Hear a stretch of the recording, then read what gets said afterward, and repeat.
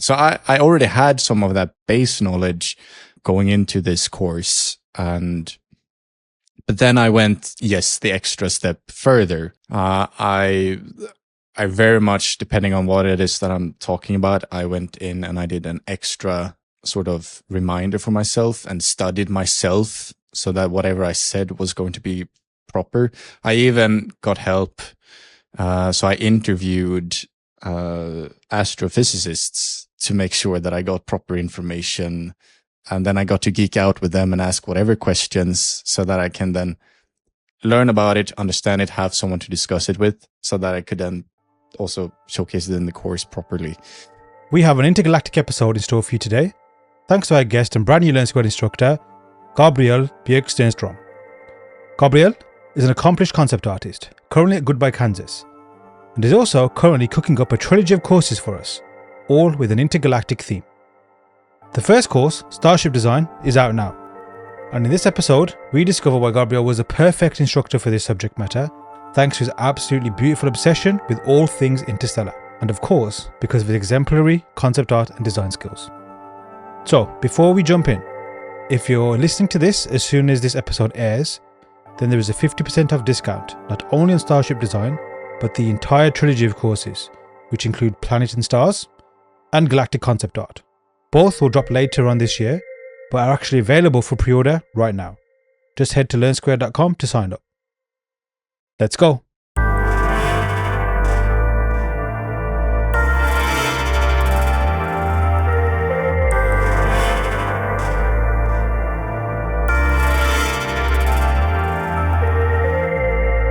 Hey everyone, welcome back to the Learn Squared podcast. I'm delighted to welcome on a very special guest today and a brand new Learn Squared instructor, and I'm going to butcher his name very badly, so I very much apologize. Gabriel Björk Stiernström. How's it going, mate? Perfect. Thanks. No, it's going great. Very happy to be here. How are you? Very well. Also very happy to be here. And obviously we're very familiar with each other. We were on Swang's mentorship. We just calculated like it was over half a decade ago, officially now, which is crazy. But even back then, obviously your quality shone through. Like everyone on that was very, very amazing, but everyone was unique as well. And you had this like very distinct type of work and type of look. And having you on as an instructor now is incredible. But I guess we'll get to all that good stuff very, very soon. But yeah, man, give everyone a nice warm welcome. Obviously, it's our first officially recorded podcast at the beginning of the year. So yeah, for Happy New Year, and of course, letting everyone know who you are. Just give us a nice early year intro. Ooh, I'm not prepared for this. I should have. No, but it's it's great to be here, and thanks for the kind words about the Swang mentorship that we did do 5 years ago or something. Who am I? I'll tell my name how it should be pronounced in my own language. So, Gabriel Björk Stiernström. Okay. And I'm from Gothenburg, Sweden, currently living in Stockholm, Sweden, working as a lead concept artist at Goodbye, Kansas. And before that, I was working at Digic Pictures in Budapest, Hungary. And apart from being a lead, I also do plenty of freelance work on the side, keeping to myself. Don't have any friends. No, that's a joke. I do have friends, but it's it's a busy life. And I don't know what else. Like that's a quick brief intro of who I am. Yeah. And I mean, like, in terms of like your career, like when did that? Obviously, it begins at a certain point professionally. But what was that moment when you realized that this is my path in life, or was it something that you stumbled into?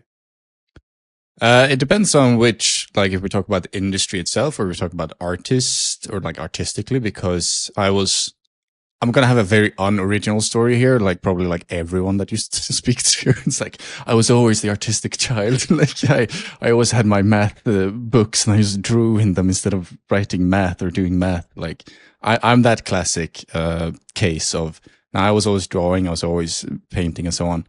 Not as escapism, it was just something that I enjoyed doing and had a lot of fun doing. And then at some point, maybe at the age of 15, I realized there was something that you could do within games, and the concept art role became apparent to me. And I guess I also realized you could do that within movies. And since then, like 15 years old, I started pursuing like, this is what I want to do. And thankfully, in Europe, also in Sweden, where I studied, of course, grew up, we have something called the gymnasium. So when you're 16 to 18, you do 3 years of the gymnasium, and I specialized a little bit more in digital production, got more into all of the Adobe suite, also learning Autodesk Maya at 16 in school, which was pretty cool. Yeah. Since I've gone Blender mode, but it's, but it was at that point, I was always being artistic, but then of course I saw that I could, there's this, I like games. Like I want to be a game developer, but then I realized I could mix those, being a game developer and being an artist as well, around the age of 15. That's sort of how I got in there. Yeah. And was it like deliberately specifically targeting games? Like you mentioned, like being a game developer, was it more like I have a game idea and I want to build a game? Or was it specifically more, I want to make art for games? That's a very good question. No, I don't think at that age there was like, I have a game idea. Like it was more like, it would be cool to work with these big studios. Of course, Sweden, we have a pretty big gaming industry, and DICE was all the rage back then with their Battlefield games and so on. It's like, oh, imagine going there and working on Battlefield or something. That would have been awesome or cool. So it was more about that. And of course, I did very much have games in mind when I started out, and I did study at the university, and I did study game development. And then I ended up in the animation and VFX industry instead. So, which I'm very happy about today, and probably wouldn't, at this moment in life, probably wouldn't trade it. I'm very happy to be doing this stuff. But no, back then it was like, it didn't matter. Like all the game projects were just cool. Like, all the IPs were just cool. Like if I got to work on whatever big IP, that would be awesome. Like, and I would be cool amongst my friends or whatever. Like, and yeah, even to myself, like I would have been awesome if I did that. So that's the way I thought about things. Not anymore, though. And looking back, like, I guess, like, now that you've technically traveled through time and you can kind of look back and see where you are now, you're in the industry, you're established in the industry. Is it what you thought it was? And is it as satisfying as you, I guess, thought it would have been back then? That's a good, like, can I reverse think back of how I expected, things to be? No, that's a good question. I don't think I had a lot of expectations. I just thought like everyone who works in games or movies, like they are awesome and like it should be the best shit. And to be truthful, like I still feel like it is awesome. It is awesome that I get to do what I do. And I'm very happy that in a way, my hobby, my interest is what I do and get paid for. But it's also work. Like you've got to the point where it's like, and I get to do and deal with a lot of different IPs and different projects and work with different people. And there's going to be times where it's not great, and there are going to be times where it's fantastic. So it's always going to be up and down, which I can imagine most workplaces are going to be like. Yeah, for sure. I mean, like with work, no matter how awesome your job is, work is always work. Like when it's not work, it's fun. When work comes into it, it could be literally like I guess I'm sure people whose job is to play games of any types, the work mode of it is very different to do what you want mode kind of thing. And I guess that's like, but do you find work itself or the role of being work, if that makes sense? Like, do you find that advantageous, or does it unlock a different kind of like part of your creativity even, or just even like yourself, work mode versus non-work mode, if that makes sense? It's if I understand the question, that's also a thing. It's an interesting question because I have been thinking about doing personal work for a long time, and I know that I took Swang mentorship course as an excuse to do personal work back then. Like I need something else to push me to do personal work. I don't think I've done a single piece of personal work in over 5-6 years. Interesting. Because I do this full time, and then when I'm off for some stupid reason, or depending how you see it, I also take on freelance work on the so I'm off my full-time job, and then I just go into the next sort of thing that I tend to do. But it's also interesting because I get to do, considering that I'm working at Goodbye Kansas, and we get to deal with game studios, different IPs, and we also get to do VFX work for different companies. I get to do so many different things, and probably so many things that I wouldn't have done personally, because the task, like, I like my sort of stuff, and I have my own ideas of maybe what I want to explore personally. But here, like, I get the opportunity to do fantasy one day, then I get to do space sci-fi, and then I get to do down-to-earth science fiction, like proper, almost more science-related. And then I get to do something militaristic, and then I get to do medieval stuff, and then I get to do... So it's... which is not something that I would do in my personal work, probably. And in that case, it's very challenging, but in the good way that, I get to actually try all of these different things. Or suddenly someone comes to, like, we want a creature. I was like, I don't do that normally. I would love to be able to do that, and then it just becomes this, all right, but you're the concept artist we have, do it. I'm like, I'll do this. So, and that's when you kind get of, like, sorry, when you get like a brief like that or something thrown at you, that's, like something that's not saying it's not in your skill set, but something that you haven't done before. Yeah. How do you tackle that? Do you feel like, what are you asking me for? Like, is it kind of like, I'm not going to touch this? Or do you almost kind of like grasp it with both hands, almost bear hug it and say, okay, let's see what we can do? It's either or. Okay. I received, mostly when it comes to, because sometimes you get a task when they ask you to do something in a different style. Yes. That's when I'm going to going to be very open with the client or with the VFX supervisor, producer, whoever it is that's asking me. I'm going to say, I don't do that style. I'll try, do my best, but don't expect, like, even though I'm the lead and everyone like looks to me for being able to deliver all of the expectations, I'm going to be able to say that if it's this style, don't expect much. Like, on the other hand, if it's still going to be photorealistic, which is my style, then I'm like, yeah, let's do this. Like, we did the One Piece sea creature, Lord of the Coast thing, and the VFX supervisor came to me and was like, Gabriel, we're gonna do this. And I'm like, awesome. I've never done this before, but let's do this. And it's nice when you have that. Felipe Borges, which is the VFX supervisor, and that he's such a great dude to work with, and he's pushing me, and having that also person to always go back and forth between is very, very key when you're in those moments of, haven't really done this before, but I'll give it my best shot and I'll do my best. And then have that person to also with the support is amazing to have. And how do you kind of like tackle something like that? I guess if it's something kind of you haven't done before, obviously it's like completely, literally a blank canvas and you can take it any particular way. But do you rely on like certain workflows or certain kind of like processes, which we'll get to soon? But like, I've seen you do that in the course as well. Like there's a lot of back and forth and reevaluation and testing things out. Does that like bleed over into something new as well? Yeah, well, the first thing always is references, and it's something that I do in my courses and this course also that we've just released. Always references. It's going to save you so much time and headaches. Like, and I would rather spend an entire workday or two not touching Photoshop or a pen or anything, just diving myself into, okay, we're going to do this sea creature beast.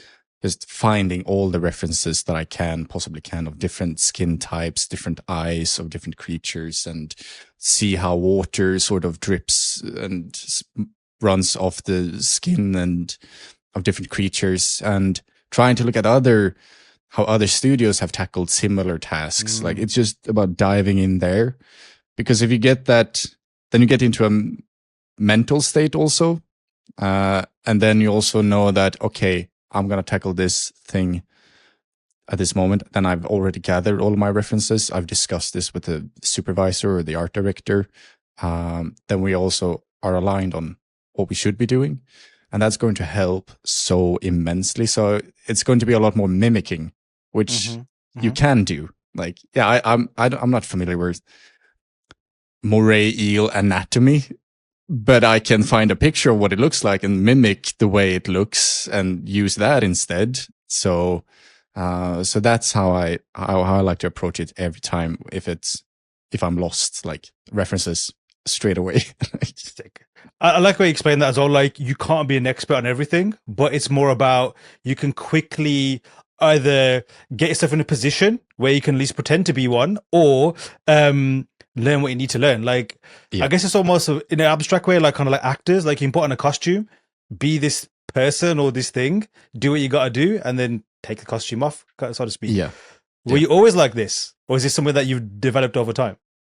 Oh no, this is a learned skill. Like, Nice. This is something you had to. I think at some point I had that stupid mindset that I know so many artists have. Like, I'm not going to use reference because I'm so good. Like, I know my shit. And then you realize, and now as a lead for someone who hires people, and I was like, I'm never going to hire you if that's your mindset. Like, it's not going to happen, because you can see instantly the quality be raised when someone studies references and look at references.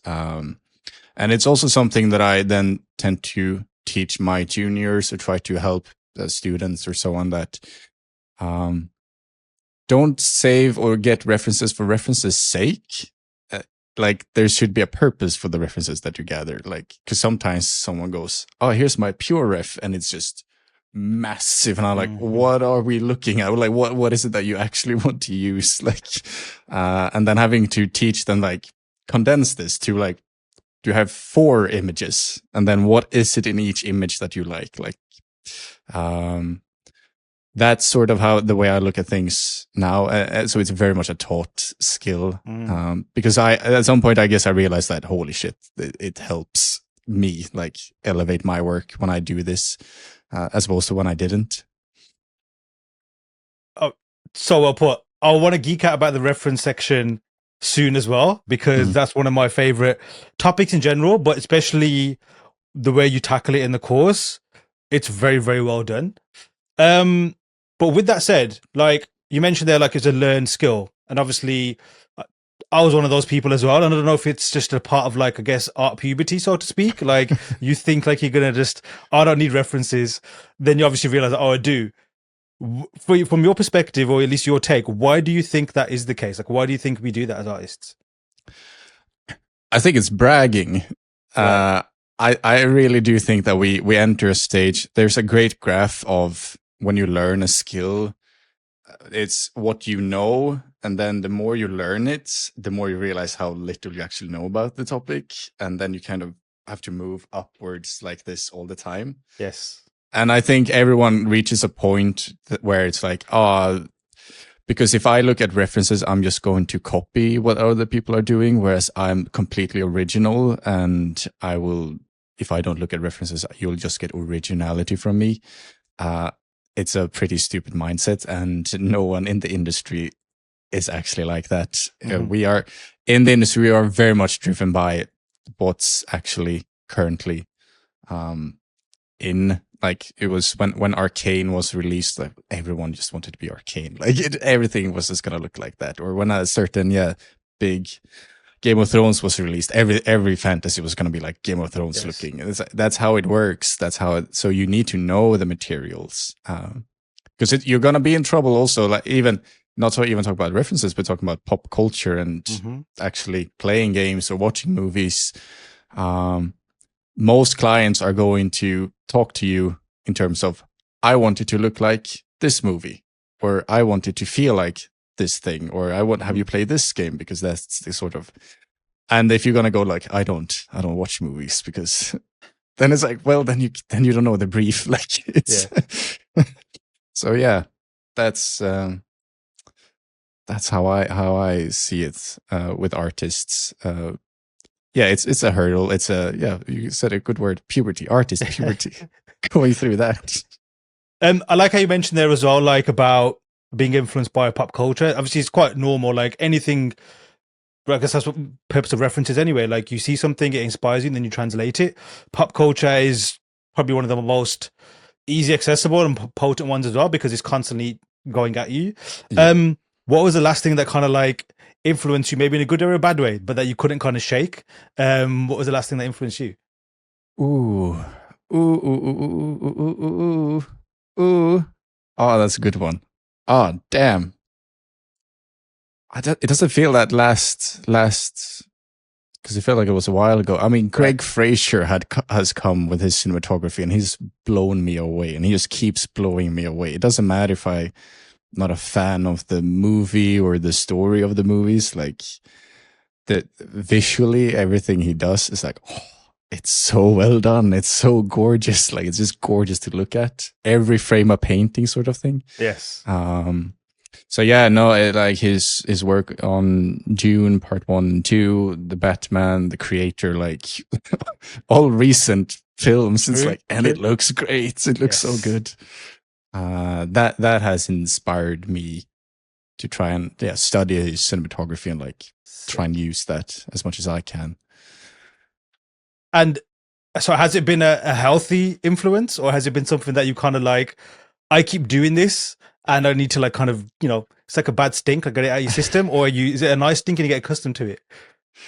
No, for me, no, this is a good thing. Because hopefully if I find this tasteful, like if I find it tasteful, then I want to copy what I find tasteful or learn from what I find tasteful. I understand what you're saying, but I feel like I've learned to, or I guess I have to trust myself in that if I like this, there's a purpose or there's a point in me trying to understand it and replicate it. I'm just giving grief to Roger Deakins now because he was my go-to cinematographer. Now, like, I still love you, Roger, but I mean, Greg Fraser is coming along here really, really nicely. So, no, to be honest, like that's a similar thing that I'm realize that I'm getting very much, I'm not even into, like seduced by. Then I realize, why do I like this? And I ask those questions and you try and deconstruct it. And then you just kind of fall into that beautiful rabbit hole of why these things, the decisions they make. And like Greg Fraser is such a great example. And I think, I don't know how it is with you in movies, but when I watch something first, it's like I watch it as a movie. And a lot of the awesome decisions that I made go over my head. And then slowly when you like look back at, like looking back at Rogue One, for example, and how that was shot for a Star Wars film, it is probably still the best looking Star Wars film, at least cinematography, how it was shot, out of all of them, perhaps. Very debatable, but Greg Fraser again. And then his filmography is very, very, very solid. Like very solid. And it's not almost like, I love him, but J.J. Abrams, you can see when he's like kind of, film something. Yeah. And maybe it's because the directors he chooses as well. Like with Greg, like some of the films do not look like they're from a particular voice, even though it is. And that's, I guess, a testament to the way he collaborates. But I'm going to stop geeking out about that. What kind of things are getting it? So has that changed how you observe cinematography? Like, are you doing deep dives into things now? Or is it just the Greg Fraser bubble? No, I always look at, and I'm kind of the opposite. The way you explained it, where you first enjoy the movie and then you start geeking out. I'm kind of the first. I cannot not see the technicalities and the sets and the lighting, and like I see it in the trailers. I see it everywhere because it is my job. Like that's what I do. Like, so I see it, and then I have to go back and actually watch the movie again and become blind to all of the special effects, cinematography, and so on. So it's so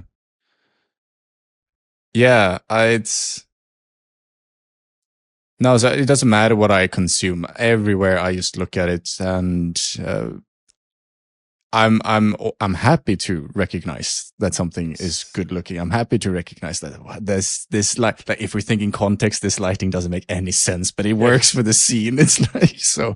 That just happens with me. So I always appreciate that. I'm very critical of writing though, like, and it's very annoying to be like that, but it's the last time I saw a movie and I just exited cinema and I was like, that was great. I'm so happy with everything. Was Furiosa. Same. Yes. Because it doesn't matter. Like, yeah, Dune looks amazing, so but I don't care about the story. Like, I really don't care about these characters. And it's like interesting. But it looks amazing, and I can see the craftsmanship and the love that's been put into it, and that gets me. Like, I love it so much because of that. But the story, it's not for me. I read the book before, and I'm like, it feels old. I understand that it was interesting and new for its time, but I'm not reading it when it was released. I'm reading it with everything else that has come after it. Yes. And I just don't. It doesn't get to me. I don't find enjoyment out of it. But that was like Furiosa for me. It was like, I walked out of that movie like, if someone tells me that they like this movie more than Fury Road, I will accept that opinion because I thought this was so good. I agree 1,000,000%. Like last year, but I do this weird conversation with myself and no one listens to me, so it doesn't really matter. But I said, like, which is the best film I had? And same as yourself, I really love Dune. I really appreciate it. It's like excellent across the board. What I really love about Dune as well in particular is my non-film geeky friends, non-artistic friends, when they appreciate things that I appreciate on that level as well. Like, just like okay, that director or that team have done an excellent job. A lot of the other stuff, they'll be like, I don't care about this. I want to watch Fast and Furious, for example. However, the most impactful experience last year, I didn't watch many films, but it was Furiosa. I went in there expecting Fury Road, which I was happy with.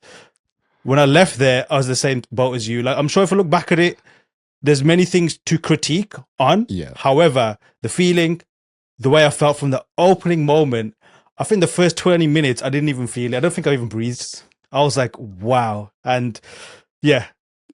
Let's geek out more about Furiosa. Yeah, no, the opening 20 minutes, fucking badass. So badass. So badass. It's so good. So it's, and that's the thing. Like, and I really appreciate it's George Miller, right? Who made it. Yes. That he decided, I'm not going to make a Fury Road again. I'm going to make a different Mad Max movie. And it works so well. Like, it works so well. And and I am looking at these sort of things of, how different characters are portrayed in movies and how heroines particularly are portrayed in movies and so on. I think this movie did a great job, and I'd like to look at things from the perspective of the world that it's being shown through. And for the first 20 minutes, you just see Furiosa's mom being the most fucking badass bitch ever. And it's like, I love this. Like, and then you see the grief online. I'm like, all these haters, like, they can't appreciate a great fucking movie. Like, this is so good. And I agree. Like, some of the effects in hindsight, like, it could have been better, but I'm like, but the experience I got from this movie, like, it's so joyous. I was really, really, really, really happy with that. And I was scared that, Anna Taylor-Joy was because she's in everything. I was scared that, this is not gonna work, but then it works. Like, everything just worked. Yes, and I was like, what the hell? Like, and then it's so nice. Yeah, that's the thing. It's nice when I can look at a movie and forget all the stuff. Because now I'm just enjoying the movie. Like, that's very nice. And I guess that was the first time in a long time I watched the movie and I didn't see all of the things anymore. I was like, take me in. I'm here for this. Like, so. No, same, man. Like, I wasn't growing up. Obviously, the Mad Maxes were a thing. Like, they're very famous. Yeah. But I never had any reverence for them. So when Free Road came out, I was like, oh, here we go again. But I like Tom Hardy. I like Charlize Theron. I thought, I'll check it out for that. Obviously, absolutely blown away. And then when you look at it on a philosophical level, on a creative level, on a narrative level, how it was written, how almost, like, obviously you discuss it in the course as well. And just with art in general, like, it's not about adding things. It's about constantly reducing things to the point where, like, this is the best example, like, the tension's right, so to speak, like, add it. So, like, between the 2 points, that wires perfectly, the perfect tension. It's not going to snap or anything. Then that's what's needed. I think Fury Road was a perfect exercise in that. So I thought, it was going to copy and paste. And for George Miller, and I think he's like in his 70s or even 80s. Yeah. It's so impressive, like, to see that at that age, how creative one can be. and obviously there's a team involved, but how you can direct a team to execute that to that point. It's like, what was your favorite? Obviously, I love doing this, but I think it's also pointless as well. When something's a whole, like to deconstruct it almost, like it's meant to be seen as a whole. But are there any particular things that stand out for you? You mentioned obviously the writing a second ago, like that really stood out to you, that almost like you're going to take forward now in whichever way, into your own creative process. From the movie? Yeah. No, not in that sense. I do what I do, but but as you say, like just the admiration of seeing a director, writer, and allowing. I love when studios just allow the creator, the creative, to like do your thing. Like that's the same thing with Dune and so on. Like, yes, I love seeing that. I love when I don't get to see. Because that's also the thing, you want to get damaged by the industry, you see the business suit decisions. It's like, yes, that's true. And it's just so nice seeing this. But then there are points in the movie. There's this, I mean, the last scene when she's chasing all of the, well, I forget the names now, but the bad guy, and they're splitting up in different decoys and so on. And it's just this animalistic beast hunting their prey. And it's like, it's so well done. Yes. And yeah, just taking inspiration from those sort of things in my own artwork, like how can I convey this? Like, how can I convey this story? Because he does it so well. Like I read this and see this as an animal. It's the same thing in the Batman when the Batmobile first appears. The smile I had on my face when that freaking engine roared and in the darkness, and it's like, it's a beast, it's a monster, it's a creature ready to like go hunting, and like. Those are the sort of things that I take inspiration from also. Like, how can I recreate that? Or how can I convey that to a director? Like, this is what we should do, and this is how we can do this, because it's awesome. Like, oh, true. And I love that, especially about like just things that we consume anyway. Obviously, I'm sure growing up you were inspired by and just enjoyed like films, games, shows, cartoons, what have you. Like, it's very primal as a kid. Like, it's just, that's my sugar rush, that's my hit, that's my, you know, cocaine, for example, or whatever drug gives you a hit kind of thing. And you just keep taking it and you want it more and more and more. And even like as you're older now, like you said, like with the Batmobile and even certain films like that, when I smile or I get really excited, whether it's even like, it sometimes just be like the use of a score or the way, the anticipation of an event that's going to happen, so to speak, like, it still gets you. I think that's like, maybe not industry, maybe it's just like me being biased, but I think that's something that a creative should always kind of pursue. Whether you're going to get there or not, who knows? But that, get that emotion. If you can like get that hit to somebody, then job done, I feel. Yeah. No, you've done a great job at that point. And I'm so happy to be on the receiving end. It's like and I like what you mentioned there about casting, for example. I always felt the same, like with the Batman, for example. Even Nolan films, like when he cast someone, I'm thinking, why is Heath Ledger the Joker? Why is Robert Pattinson in Tenet? Why is Robert Pattinson the Batman, for example? But when they nail it, for example, I'm like, yes, of course. I don't know shit. Of course, I don't know shit. Like that's well done. Yeah. No, it's always nice to see when you are in good hands as a consumer. Like it's nice to feel that. Like and I always appreciate when it happens. Because frankly, doesn't happen too often anymore, I feel. And I don't know if it's just because you're old and jaded. Old. But it's like, or if it's because I've been in the industry or so on. But it's always nice when you get to see the creatives being awesome at their job. Like casting directors, as we're talking about. Like they can nail it too, even in doubt. So like, How long have you been in the industry overall? Have you been keeping track? Yeah, employed in the industry for 6. We're entering my 7th year, and freelance, I guess we add 2 years. Because I was still at the university when I started my company, so I could properly start invoicing people. Okay. We're coming up to 10 years. And it's always going to be that there wasn't a point where I was like, now I'm in the industry. It's like always these small, even when I was at the gymnasium, that's when I got my first paid gigs. But it's like, am I in the industry because of this? No. So there's always that little bit of overlap of, there was maybe 2 or 3 years I did small paid gigs, but I was living at home. I was still studying. Yeah. But then you get actual work. And then that's kind of when you can start counting as well.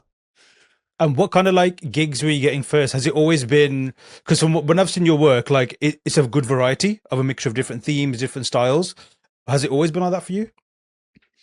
No, and that's the very nice thing about this course as well, is because I started doing space art. Like that's how when I first opened Photoshop, like that, it was a space image that I did. And then it was that's how I learned Photoshop. I was just doing space stuff, planets and stars, and many years, since I was maybe 12 or 13, continuously doing that. And that's also, of course, then what I first received as my paid gigs. Someone came along and was like, hey, I like this space image. Can I buy it? And I was like, no, but I'll make a new one for you. So,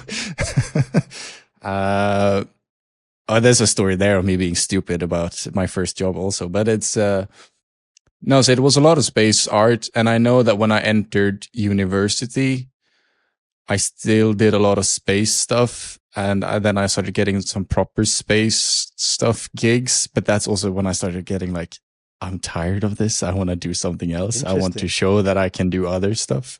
But to be honest, my portfolio had nothing of that. So that's when I started doing personal work, doing more fantasy stuff, and actually on Crown. And I tried to incorporate characters, everything out of my comfort zone at that point. And then slowly, people started recognizing that, but over years, slowly, people started recognizing, oh, this guy can do more than just space. And yet, here we are with a space course, because I released a piece of a project with a lot of space art, and then Mo reached out to me. I was like, yo, space? I'm like, yeah, space. No, honestly, like when I knew the course was being cooked, I was like, Gabriel's coming on board. Awesome. Spaceships. I was like, I was surprised initially, like in a good way. I was thinking, because I didn't expect that. I expected, like you said, like your portfolio and everything else. I was like, it's going to be more everything else, so to speak. Yeah. But I'm very glad it's spaceships. Starships, for example, it's something that's very near and dear to me. So yeah, let's get into the course, man. Starship Design. What made you? Did you fall in love with this particular, because you mentioned you opened Photoshop, was it just the first thing that came out, or was it a deliberate choice to be like, I want to do space? Oh no, I was the sci-fi dude, like growing up. The Star Wars was all the rage for me. Like that was what I was watching constantly. I was such a nerd in Star Wars, and it was like, so yeah, space was always, I was never really interested in Lord of the Rings, as a kid. Like fantasy didn't really interest me. Medieval, like old people, knights in armor, like nah, that didn't. But like Star Wars, like yeah, sci-fi. Which today I'd actually admit Star Wars isn't science fiction at all. It's fantasy, like it's pure fantasy. So, but visually there's spaceships and there's space. So so yeah, no, that's of course what I had when I opened up Photoshop for the first time. I just Googled or YouTube create a planet, and that was like I followed the tutorials, and then that's how I learned Photoshop. And no, so it's, I don't know at which point, I think when I started reading science fiction books, I realized I don't like reading science fiction. And then I read fantasy. I was like, I like reading fantasy. So I don't like the visuals of fantasy. I didn't at that point, but I like the story, like the adventures of fantasy books. Yes. And I thought science fiction books were very old and very boring and very like, oh my God, like I can't, but visually I liked science fiction more. Interesting. So, yeah, but today I'm like, no, I'll do whatever. Like I enjoy all of it. So. I mean, so yeah, let's get all the good stuff out of the way. So Starship Design is available now. If everyone's listening to this when it airs, there should be a nice juicy early bird discount available as well. It's packed full of 8 lessons from beginning of like very solid research, all the way through to execution, building it, designing it, and then finishing off with not 1, not 2, I think 3 keyframes. I'm sure there's probably a few more gems hidden there as well. But yeah, like before we're going through to each lesson or wherever, we can bounce around with this kind of stuff. What I really like is how much of musing there is on space, the science of space, the physics of space, the vehicles and everything else as well. Is this very much how you work, or did you purposely put a bit extra just for students? Both. Okay. Both to that one. So I'm space has always fascinated me. Mhm. So, and I guess more so in adult age. Even when studying at university, we had, and I studied game development, but then we had an open slot, like choose whichever course you want. You just need to fill these points. So, and I decided to go, while other people probably went something more game specific. I was like, Mission to Mars. I went on a course called Mission to Mars. This was like a math physics course about how would we as humans go to Mars and Yes. think about trajectories and how gravity works and what rockets would need and how we would inhabit Mars or make it habitable. Or so that always interested me. And I don't really listen to a lot of podcasts or so on because I like music mostly. But then I find myself falling into these rabbit holes on YouTube when it's people, super smart people talking about space. And I'm like, this is so cool. Like when you get into the nitty gritty of whichever topic, I guess it's like, oh, this is awesome. Like this is so many things I never thought about. Yes. So I already had some of that base knowledge going into this course, but then I went, the extra step further. I very much, depending on what it is that I'm talking about, I went in and I did an extra sort of reminder for myself and studied myself so that whatever I said was going to be proper. I even got help. So I interviewed astrophysicists to make sure that I got proper information. And then I got to geek out with them and ask whatever questions so that I can then learn about it, understand it, have someone to discuss it with so that I could then also showcase it in the course properly. So I really did want to make sure that I'm not 100% talking out of my ass. Like I want there to be, I want it to be proper.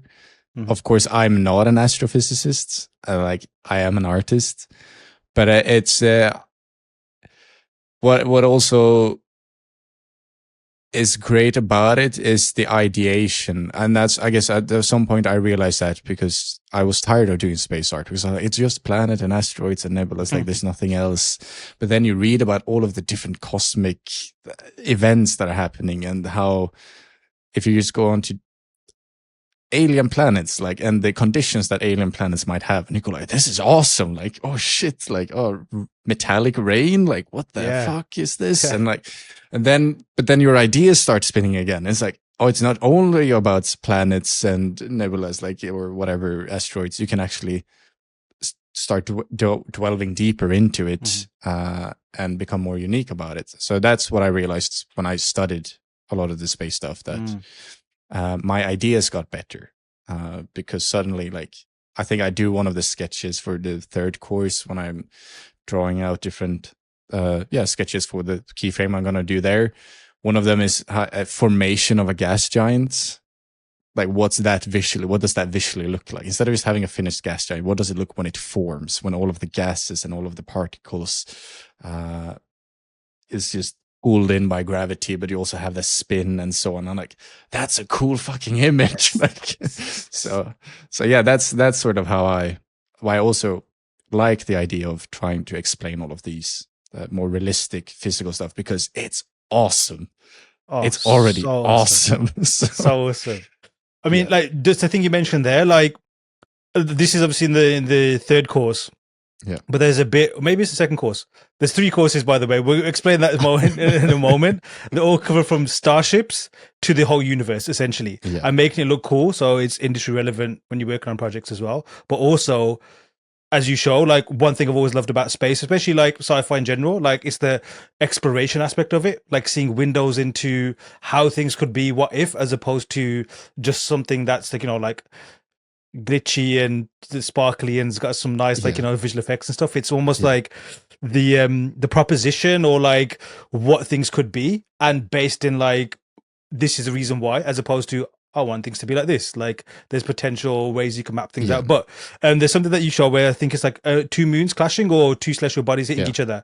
And the way you did it, I was like, okay, so this guy definitely just knows exactly how planet formation tends to work and things, because you've got the ripples and you've got how the bodies kind of like it's obviously like a ball squishing, like the energy is manipulating. And again, initially you just think, when you think of, especially like growing up and stuff, there's always these big explosions, these big impacts, and you just like just breaks apart, right? But in fact, like no, there's massive forces at play. And then from a creative aspect, how you can capture that, just even capturing a snapshot of that sells it completely. It's, for example, like I guess it's a bit of a not directly linked, but say take Rian Johnson's Star Wars film, for example.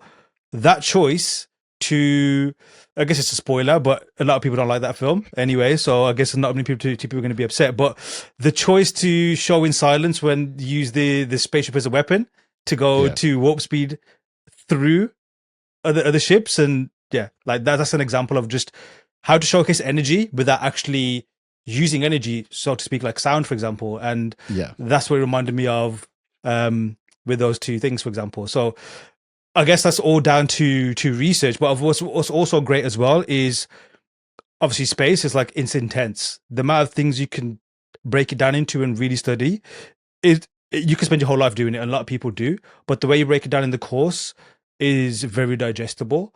And we've mentioned it earlier on as well about research. But let's recap again. Like, how is research important for students to use, and how is it going to help them in the course? So it's for example, for the spaceship here, I go through, and you can see that, and some people might be surprised by my like lack of detailed sketching, because I do very rough thumbnail sketches, and that's kind of what I do always. I always have a notebook here next to me. It's over there on my desk currently. It's over there. And I always scribble stuff down in it. And for me, a lot of times that's enough. I just need to get the general feel. I need to understand what it is that I'm doing, and I just need to get the ideas out. Doing the research is going to fill in 80% of the gaps that I don't have in my sketch, because I already know it's like, okay, I know the materials because I've done the research of trying to find the materials. I know which different engine types are good. I've looked at different vehicles that we have, different ships, military ships, and I know that the shape, form informs function. That's no shape follows. But it's like form. So if you have these smaller boats, more agile ones, those are probably more attack focused, or you need to get in and get out quick. But then of course you have these big battleships with heavy artillery, but they move slow, and trying to use that information as well in your design choices is going to answer so many questions. So that's sort of how I look at the references, and that's the way I study things. There's a section when I look at the space shuttle, which is a very, very nice thing to look at because it is an actual vehicle that enters and exits our atmosphere.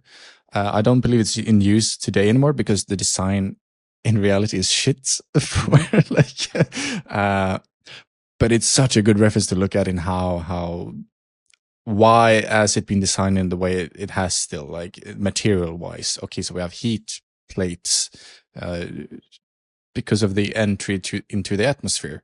Is that something that we should have in our spaceship? How realistic do we want it to be? You can also design spaceships that never have the intent of entering an atmosphere. Then you can ignore that.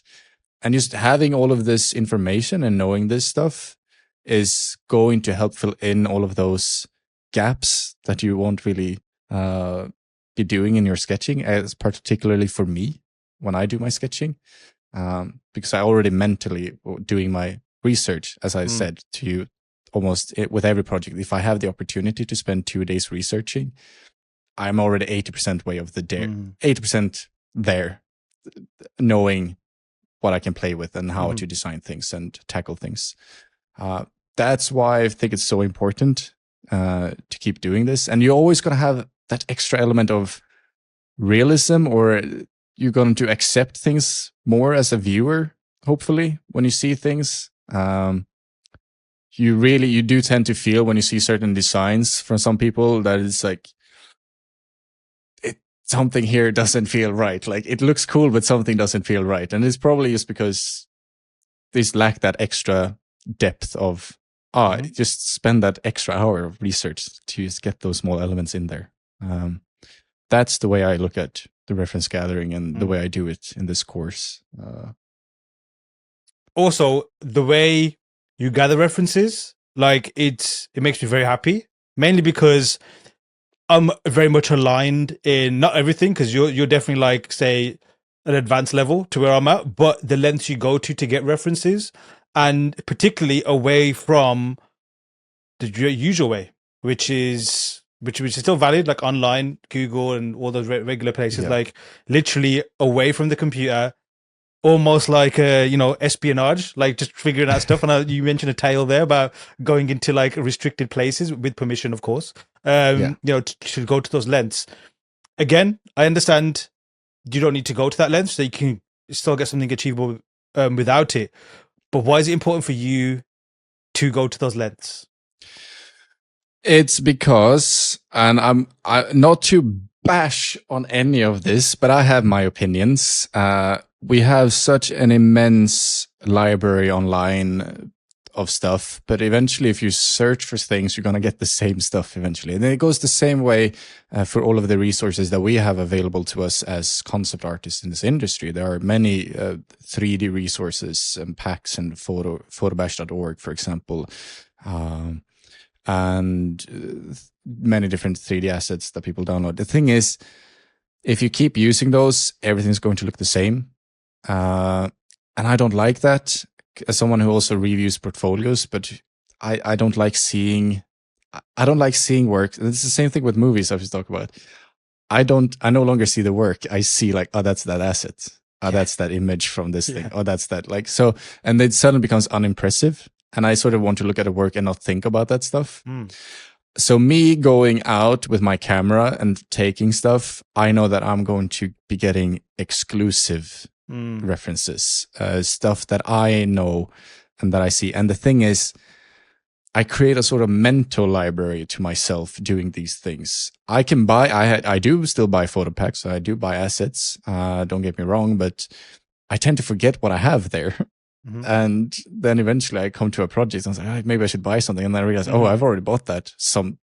Apparently. So, but with my own library of references, I have it mentally. I always know that there was this small little container that looked super cool. And I know that I was at this place when I took that. So I know exactly where I have it in my folder structure, because I have a very organized folder structure. I have several terabytes of references. And I'm so fast using it as well. I can always just go, okay, I know what it is that I'm looking for. I know what it is that I need. And I will always have something unique in my work when I present it. And it's the way I've set this course up as well. All 3 courses. I don't use a single plugin. I don't use a single asset that isn't already free online. I don't use any photo packs. And if I use photo packs, they're probably going to be my own. And anyone who buys the course is going to have access to all of the photos that I use. So I very much designed this in a way that I want to showcase and prove that you don't need assets from anywhere else. You don't need to have all of these things, that you can actually create stuff from scratch by yourself. Of course, me having my own library is going to be so helpful. And when you do go out, you see things that you never think about. Like, it's like, oh, that's awesome. The way I keep looking at the way water damages, or the way, you see textures and you see vents and you see how actually it's dark beneath, or maybe it's the opposite. It's not dark beneath the vent, but it's dark everywhere else because how water or how air has been going through there. And he's taking that information, always going like, okay, so that's something I need to think about. And then looking at what are the weather conditions here, or like why would that happen? And he's having that extra step always is going to be so helpful. Yeah, I think so. No, and you explain it well in the course as well. And I'm sure there's a lot of us that they go out, even just on your iPhone or whatever phone you have, like just constantly clicking for references. There's always something cool that you spot, whether it's like a stain or something deliberate. Like it's well worth documenting. Like I think all artists are, especially ones that do like research like this, are just hoarders inside, but we kind of disguise it as like, oh, we're using it for reference and stuff. But nevertheless, because we think it's going to be useful one day. But something you mentioned in the course as well, and you kind of mentioned it here also, is that you remember when you've taken the picture, but also the other bits of, you could call it like metadata that only you have access to, the temperature, how you felt at the time, the proximity to space, or like you mentioned that box, for example. I've been to like, fortunately, like not too far from here, there's like a airfield, and they've got like loads of different types of aircraft, and there's one where you can kind of like just walk into the cockpit, so to speak, so you can feel like the space. So when you're designing one yourself, you can feel like, okay, you're not going to really get through this. It's very claustrophobic. A lot of them are very claustrophobic. Like it's not like like Emirates level first class, like he can turn around, like you turn around, you're knocking something over, you're going to get stuck. So that kind of like proximity, for example, but also the appreciation for, like you mentioned, not just only the specific visual data that's in front of you, but almost trying to deconstruct or reconstruct how this thing came to be. For example, at a local beauty spot, I was with my family. It's like, oh wow, look at this, and getting very excited. And I don't know if my daughter was trying to like make me happy or she was genuinely excited too. And it's just like how it was like a bit of rock, like almost like, just obviously through weathering, it just the grass had fallen away, the soil, and then there's like some roots just pierced through, like almost halfway through, and these other people walking past, just from our excitement, what's that? And they go, oh, it's just something in it's just some roots, and they carried on walking. And I guess it's like what you value as well. But how do you ensure that you don't get lost in too much of like, just like thinking about things too much, or dwelling on things that maybe, okay, you've got enough now, just move on? Like, how do you rein it in? Oh, no, that's difficult. And I'm also in that classic situation of like, I like to always bring my camera, but then it's like the camera is heavy. You walk around, it's like, and then you end up taking 2 photos. It's like, and then at that point you're like, I'm not going to bring the camera because I only just take 2 photos. And that's of course when it's like, oh fuck, the most beautiful sky, and like, damn it. So every time, yes. Yeah, every time. So it's, so I found that I usually have to do photo trips. Like I have to mentally go, if I see something out walking and I go, all right, this is where I should go, I will bring the camera here. So, and that's the way I did it and it's fun because I lived in Budapest for 2 years, but then, I didn't really go to a lot of places. You move somewhere and you go like, I'm going to see everything. And then you live there and it's like, I didn't do shit. So when I visited again, that's kind of when I've gone to all the museums that I didn't go to. And then I found this railway museum of all of these old trains, and it was amazing. And I was like, shit, I'm going to take all the pictures here.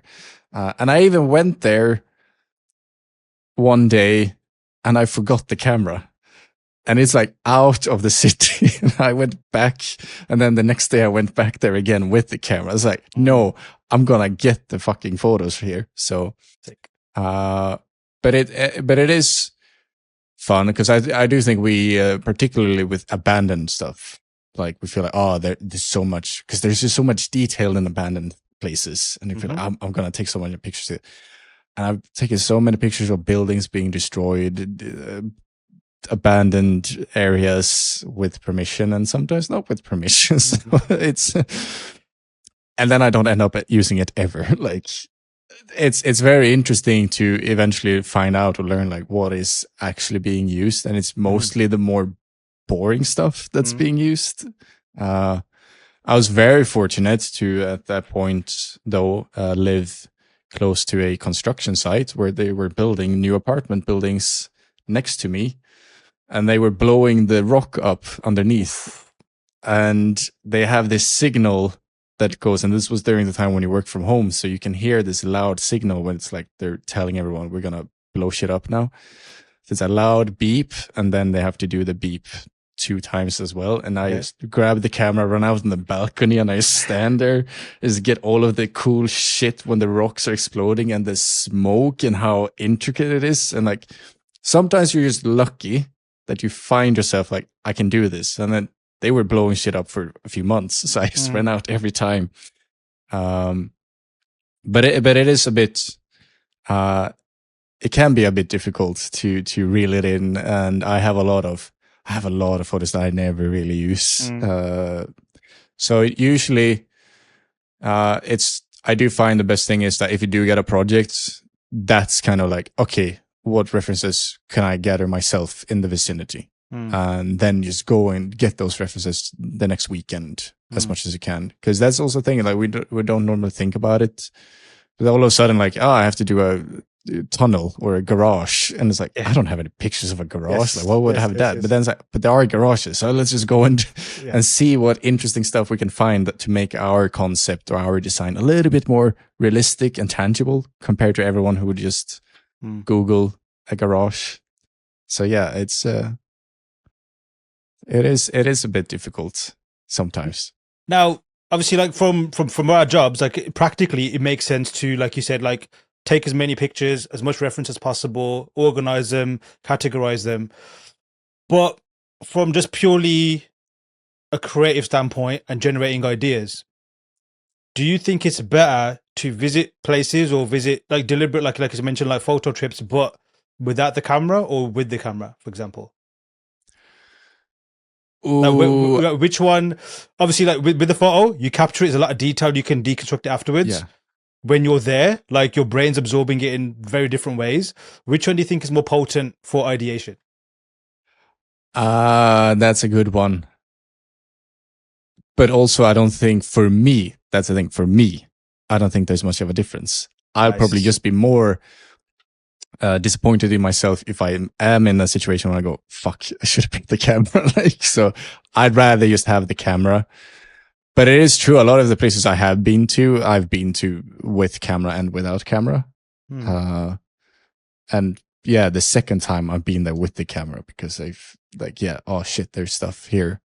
But ideation, but that's coming back to what we were talking about, what you mentioned about the cockpit and getting the feeling, claustrophobic feeling, understanding the space in there, which I do mention that, when you stand next to a waterfall, the sheer force that you're feeling, these are things probably the cockpit as well. You cannot capture with the camera the actual sense of space and the actual sense of claustrophobia, or when I'm at a waterfall, like, it's a still picture.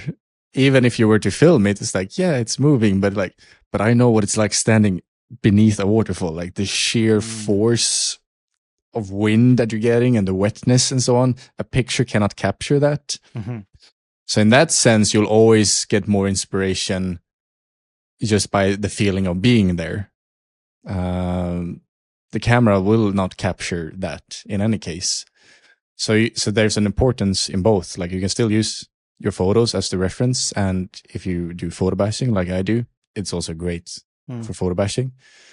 But then I still have to, like, okay, I need to capture the feeling. So for example, if I do the waterfall thing, I have to pose characters to make sure that they in their posing, they move in a way so that you see that, there's a force here.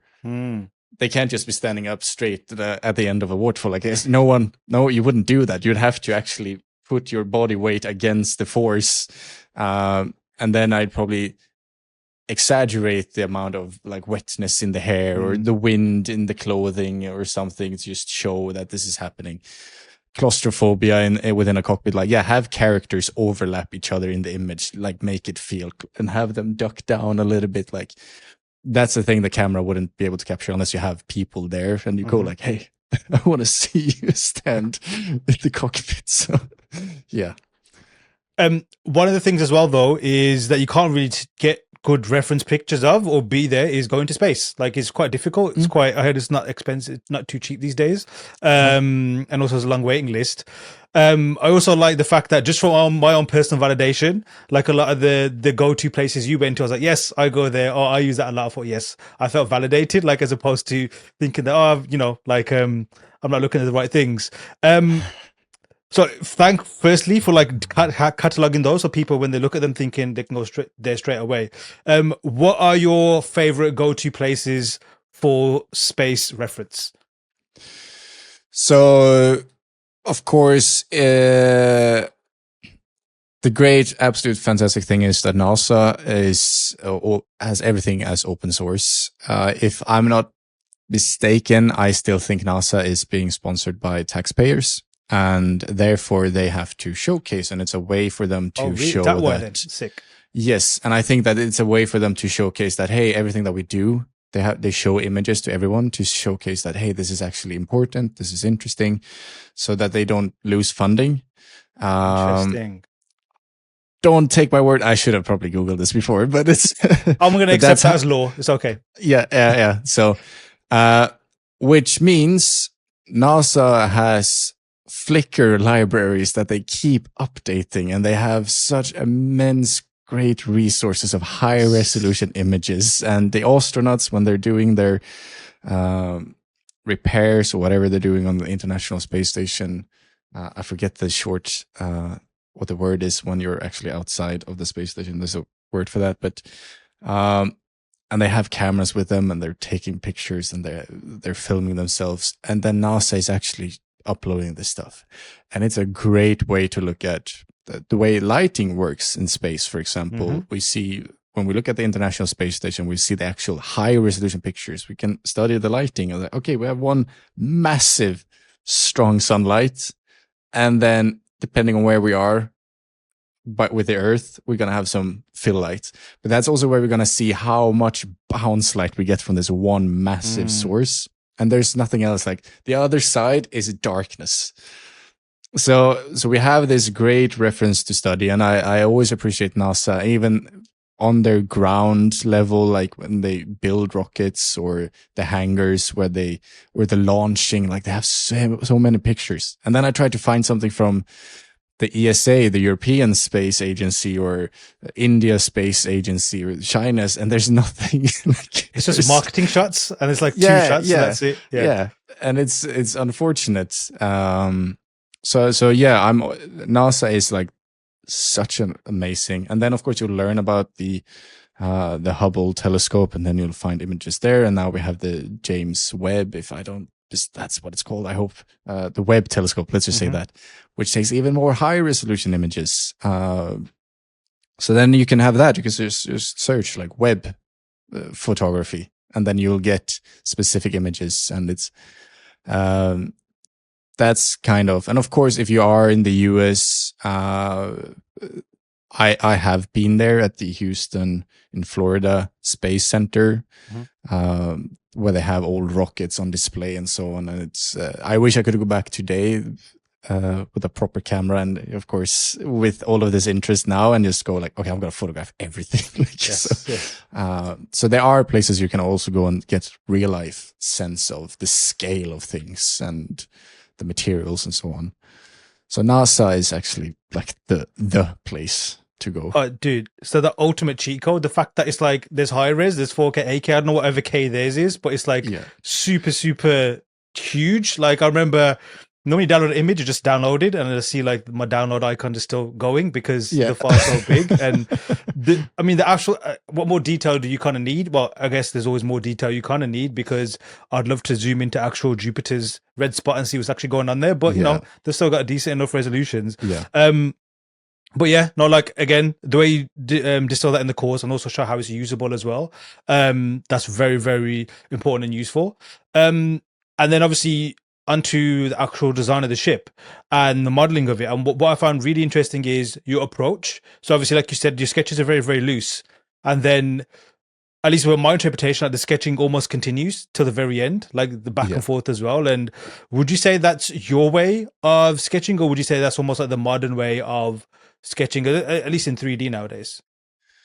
It's Oh, I don't know how other people do it. It's how I do it. And it's the same way when we are dealing with keyframes or whatever. It's how we do feedback a lot of the times. We do paint overs. We don't write notes on the side. Like, it depends on who you are. If it's a VFX supervisor, they might just add notes. Or if it's a coordinator, they might just add notes. But if I get feedback from an art director, if I feedback some junior artist or student, I will paint over their stuff.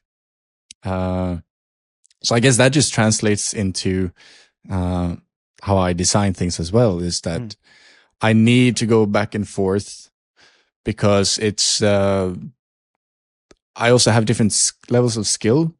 I designing wise, I feel like I'm better at doing it in 2D. Whereas the 3D is like, that's the heavy lifting, but then I'm like, okay, I feel like I don't know what to do here, and I'm not going to start modeling stuff and start exploring here. Then I'm just much more comfortable going to the 2D stage and just start sketching on top of it. That's how I do it. And I think, you will see me even in this course when I do the keyframes at the end, like I will stop even in my Photoshop stage, and then I'll just do a paint over on top of everything as a sketch, as notes taking, sketch taking.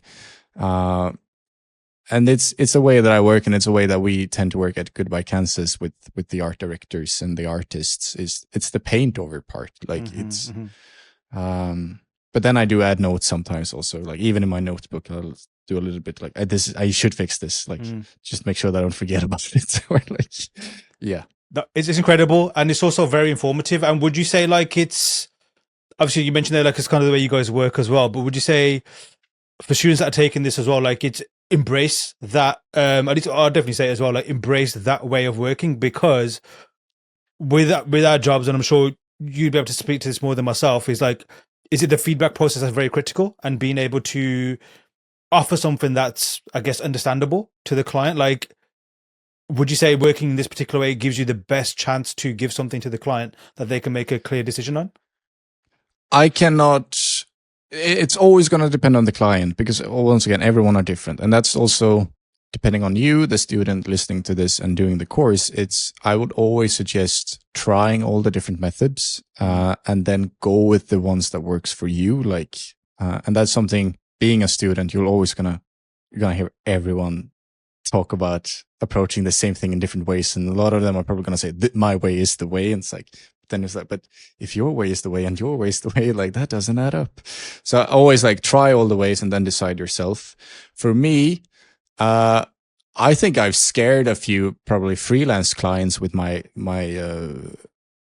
non-detailed sketching. They look at it and they go like, what did we get ourselves into? And I always have to don't worry, like, and I have to, and that's kind of what I do. I used to be a lot better at like actually putting more time into the sketching and making it nicer looking. But at this point, I'm kind of like, hey, trust the process. I just want to get this out quick. And then I write notes, or I might show images. Like, this is the material I'm thinking, and this is the da-da-da I'm thinking, this is this I'm thinking. And then at this point, they have my portfolio. They know what my artwork looks like. So it's like, hey, that's what it's going to look like in the end. I just want to not spend 6 extra hours or 8 extra hours just giving you a nicer sketch. Like, so if I can get my idea across at this point, I'm going to do that. But once again, the people I work with in-house at Goodbye Kansas, they understand this process. And it's true. Sometimes I remember for the, we did the Outer Worlds 2 announcement trailer, and we were redesigning this planet surface. It was going to be a science fiction planet surface many times. And at that stage, we were also very late in the stage. So we were just doing high quality reworks. And it's like, it took too long of a time to do a new iteration every time. So eventually I just went back, and it was literally just almost scribbles on a napkin of different ways we could design rock formations. And I showed it to the director. And since we're all creatives, we're like, all right, this works. Let's go with this one. So just going back to that very rough one kind of helped. So that's the way I like to approach it. It's a lot of my own mental note taking, doing all of these, doing it this way. If you're dealing with creatives, they most likely are going to. It's not going to matter to them if they know what the end quality is going to be, because they'll trust the process. Unfortunately, if you're dealing with producers, like that's where the issues will become, because they're like, "What is this shit?" Like, I don't understand anything. But yeah. So it's completely up to you as an individual, but it's also up to the client, and communication is key there. It's just always discussing and letting them know and easing them, like, hey, this is fine. It is going to be better, I swear. And I guess one of the cool things as well is, like, I guess if someone taking the course is more 2D orientated versus like the 3D, you can just, but shift the scales your way, and you can focus more on the 2D side and do the 3D bit. What I will say is, though, is like, I guess one of the things, especially when you start things in 3D, especially although the way you build the spaceship and the way you do it, like, it's easy to go back and adjust things and tweak things and even fix things. You do that throughout the course many, many times. And I think that's something that can intimidate some people, is the fact that I do things in 3D. I've spent so long getting this form. I have to undo it again. I don't want to do it all over again. Whereas the sketch is very free. With the course and the way you do it, like, that's, I would say, not an issue at all. So that's something that I think a lot of people are going to find rewarding, is that it's going to, like, almost free them up a little bit to explore more in 3D and know that you can still mess things up or find out, okay, this didn't end up working. And I believe all the way up until even when you're in the keyframe, you've approved the design, you're still going back and finding little things here and there as well. So it's almost like you can show that you can bake the cake, but you kind of unbake it and then kind of still make it a cake as well. Like, you don't have to, like, the icing's still in place and all that kind of good stuff as well. So I think that's really, really cool. Even like I'm very wedded in my workflow, especially with spaceships as well. So there's certain things that I'm very stubborn about, but even still, there's like certain things that I've seen, okay, yes, I can definitely improve on this, or I'm going to change this way going forward as well. But one thing that I really appreciate is how meticulous, in an effortless way as well, not like in a boring way, but like meticulous you are with details and capturing them. But even then, like, when you look at the initial design, the silhouette is straightforward. The materials, the way they're balanced, is straightforward. Like a space shuttle, right? Obviously, it's deliberate in the course as well. Like, it's black and white, and then a few little accents here and there. But when you see what's gone into it, and if you want to zoom in, for example, depending on, obviously, this is all deliberate, because in your mission in mind, pun intended, the space mission, is like, like, it's not just to show the design, it's going to be in a keyframe. It's probably going to end up being in a game or a usable asset. So like, it's up until the dirt of the edges and all that kind of stuff, like, it's all taken care of. So I'm sure, like, students are going to definitely appreciate that as well. But why do you go to those lengths? Like, why not kind of just, like, massage them in a little bit? Ooh, because I'm stupid. No, I always just love the high detail stuff. Like, that's when I start get going. Like, oh, I love adding these details. It does something for me, and I get enjoyment out of it, but I also know that's the danger, and it's the danger about allowing myself to go back and fix things. Is that eventually I'm never gonna be satisfied, and I think I mentioned it in the course a few times that I have to let this go now, because otherwise I'll just keep going and keep going and keep going. And it is interesting, because if you look at movies or games, that in between two movies or two games, they take a design and then they improve it even further in the second one, because it's like, because now we have more time to go back in, and we can improve it even further. We can change it. And that's sort of how I feel. And it's sort of the way I work, and I've worked with certain clients where I've had to at some point say stop, because now I need to actually deliver something. Then the next time they ask me to reuse the same spaceship, I just go in and I start detailing it even more, because now I have some time again. I'm going to keep doing this thing. And it's just because I like that process. And I keep mentioning it, that the 3D stage for me is usually the most boring stage. It's very technical. I don't like really that part. the shading stage though. Like I like that part for some reason. It's fun to see things actually come together material wise. So, and adding all of those small details, and it's what I keep talking about, is just getting that extra level above everyone else. Like just getting that extra thing where it's just, okay, this person or this portfolio or this piece is like, it just has that extra little thing. Yes. And I just enjoy that. Yeah, I do really just enjoy that. Especially the materials, like that's my favorite process as well. Like getting it all together, that's all the, the legwork and getting all the forms right and all that kind of good stuff is obviously very important.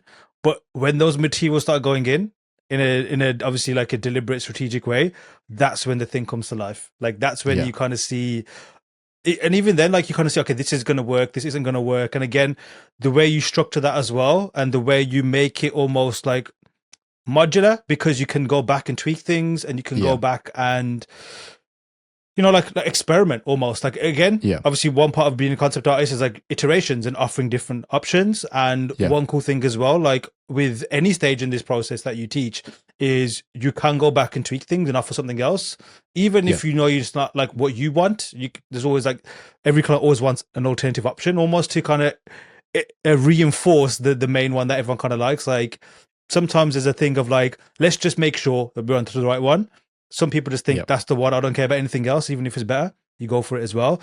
But again, like I know you teach it in the course, but just for the listeners here as well, like how do you get good at materials?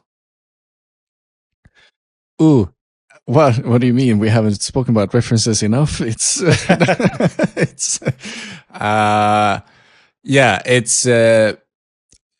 I was just going to push that. Study your references and understand what you're studying. And the thing with materials and the way PBR works, physically based rendering and physically based materials, is you can look at things through two main aspects. And it's the albedo, or the local color.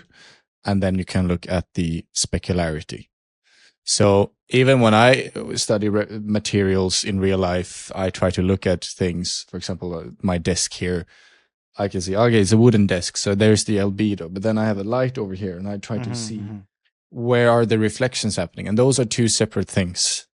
So I try to separate those and just look at first, what's the albedo, what's the local color? And then look at what's the reflection. Is it reflective? Is it rough? Is it not?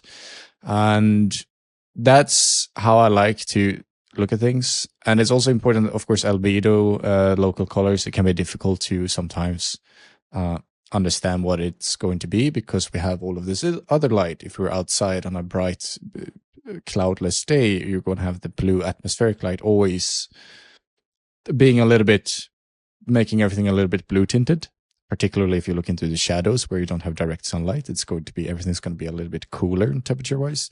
If you have a very overcast day, it's going to be very good to go out and try and understand local values of things, because then we have a more white, no colored, flat sort of lighting scenario. So that's the way I tend to look at materials. And of course, I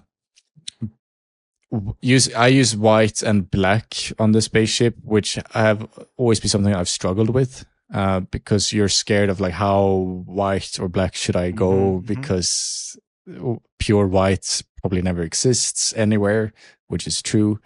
So I always like to look at it comparatively. For example, okay, and this doesn't even come to designing. It's when we do keyframes, for example. If I have the sun in the image, and it's visible, the sun, and then I have or even looking at the spaceship, because I have actual emissive lights on the spaceship, and then I have a bright material on it. The emissive light, the thing that emits light, should always be brighter than the material that is white, because it's not emitting anything. So I'm always looking comparatively to, okay, is there a lamp in here? That should be the brightest part of the image. Then if you have that information, you can always just push it a little bit further. Of course, when you grade things or whatever, you might just push the highlights even further anywhere or anyway. but that's kind of just also basic theory of how things should work. So no, it's true. And like similar with like just it's like it's one of those infinite rabbit holes, because you can always study on a deeper level as well, like even literally down to a microscopic level, and see how the material's like structured from that level to determine how like light will behave afterwards as well. It's, if you're a nerd, like it's a perfect kind of rabbit hole to go down. But in terms of like delivering, so for example, like obviously the last section is the keyframes, which from my opinion is like a mini course into itself, because there's so much. Like, we're just going to put it in a scene, and then it just keeps going and going and going, and more detail, and it's basically like a fully fledged environment unto itself that the spaceship's there for. But even like just the spaceship side alone, like obviously you can present it in like a nice fully rendered image. You can have just different views, for example, even a turntable, so whatever the client needs. But from your experience, what do you tend to find? Obviously, like it is dependent on the client and what they're looking for, of course. But what do you tend to find, especially like designs like ships, for example, tend to work best? Is it just like different views on a single sheet, or a turntable, for example? So I always find that as concept artists, if we are able to showcase a video format, a turntable, or if we're make it a GIF, for example, that's always going to be the bonus.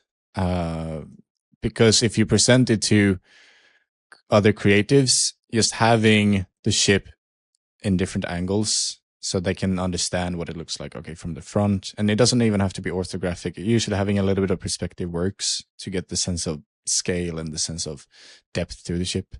I do find that's the best way to present it. So having maybe 4 different angles of it. And then I also tend to do that sometimes when I am designing spaceships. I have the same camera setup always. I never change the camera. And then if I need to iterate, it's always rendered from the same camera.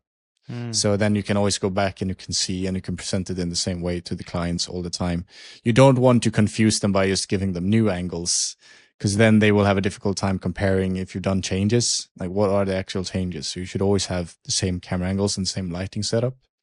And usually in that case, I would have a very basic background.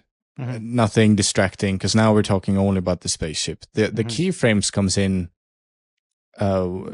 once again if we're going to show it to people in suits. Okay. And it's a lot of, we do that in the industry. Like, we create just cool looking images to sell an idea. And so it's always going to be different depending on who you show it to. Of course, you might also have a client who gives you a brief of like, hey, I want a keyframe. So you're going to get that here as well.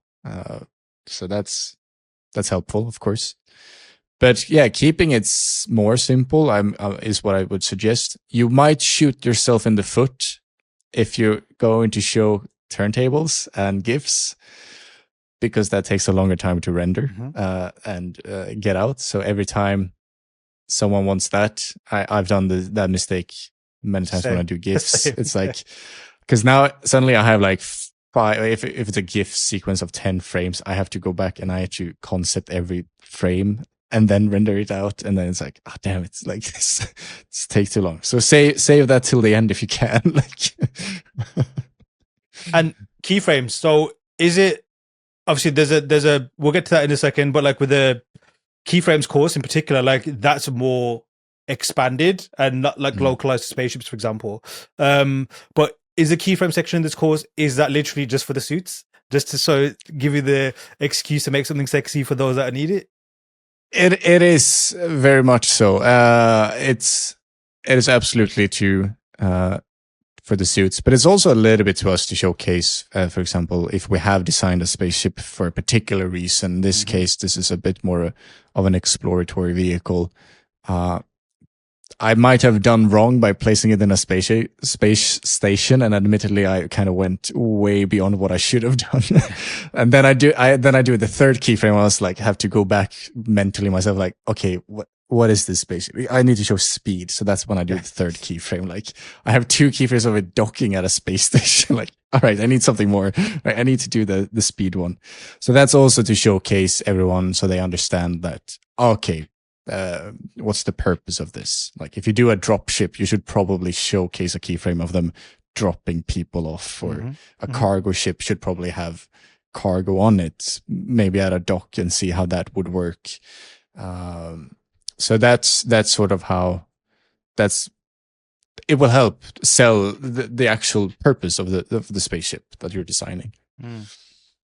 And you mentioned, obviously, we'll save this for so people can check out the course. You explain and go in depth a lot about spaceships, existing ones, for example, but also fictional ones, and a beautiful deep dive into what each different types offer in different kinds of films. For example, like growing up, I've always, similar to yourself, like Star Wars is just like, yeah, it's like my pre-Big Bang. Whatever was before the Big Bang, like that, the substances, that's what Star Wars is for me. But also Star Trek as well. Like in our household, it was on constantly. My dad's a big Trekkie.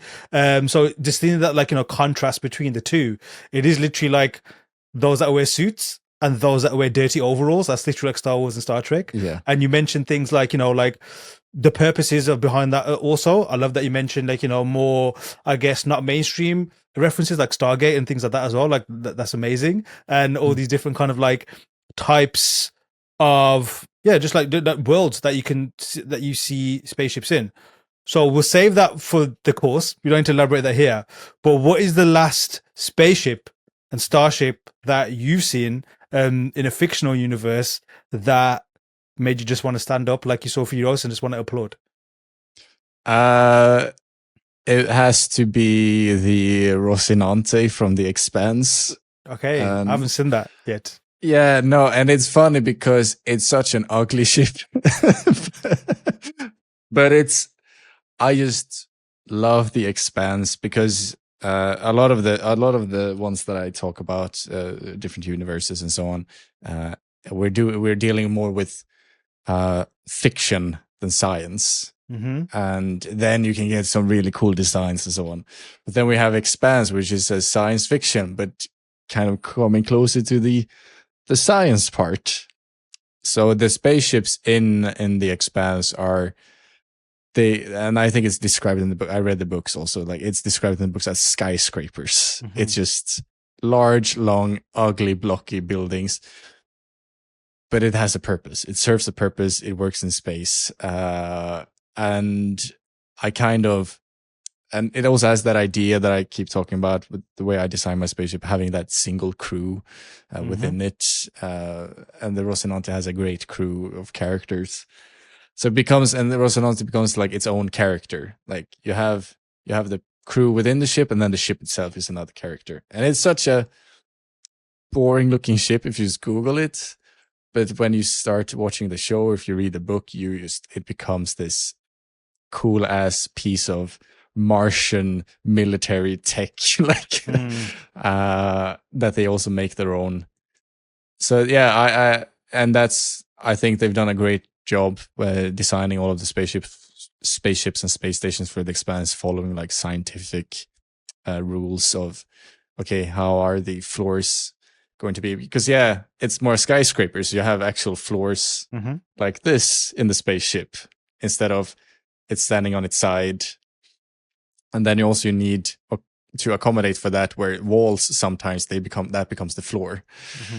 And having that design in mind, it's like, oh, that's so cool. It's like, depending on how you're thrusting, and then, okay, are you using gravity or you're using thrust and gravity? That's also why you have to do the floor. Because if you're moving the spaceship, then you get actual gravity thrust. And they keep thinking about that shit. And it's cool and it's awesome and I fucking love it. So, sick. I'm nerding out. Yeah, I love it. Final few questions before we wrap up. So just a final thoughts on the course itself, which is available now for everyone who's listening. What would you like students to, I guess I'm asking this the wrong way around, but walk away with when they finish or fly away with when they finish the course? But also, what should they have in mind or have already in their creative arsenal before taking the course, if anything? So what you should walk away with, I always see this as walk away with whatever you can, like grasp whatever you can. And even us professionals who have been doing this for quite some time now, sometimes when we buy tutorials or watch tutorials or courses, it might just be that one piece of information, that slight little tool somewhere, that slight little filter in Photoshop that you never knew about, that's going to be worth it. And if you can find anything like that, I'm going to feel very happy for you.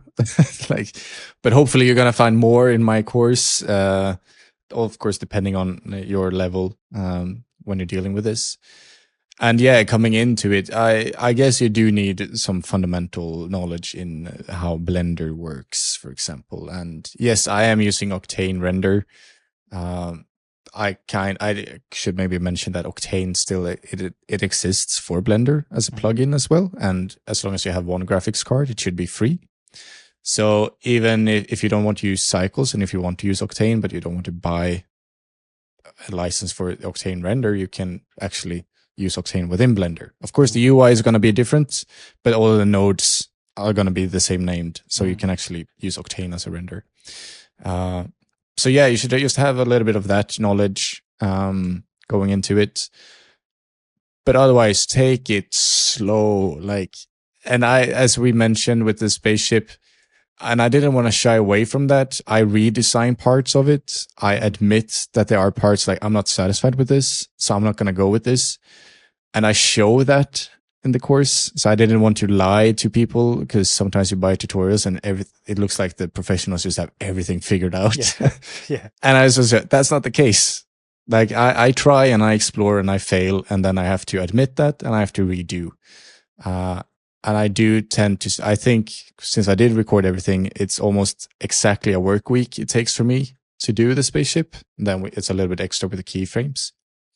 So it's 5 working days, I think, from start to finish almost for me to do this.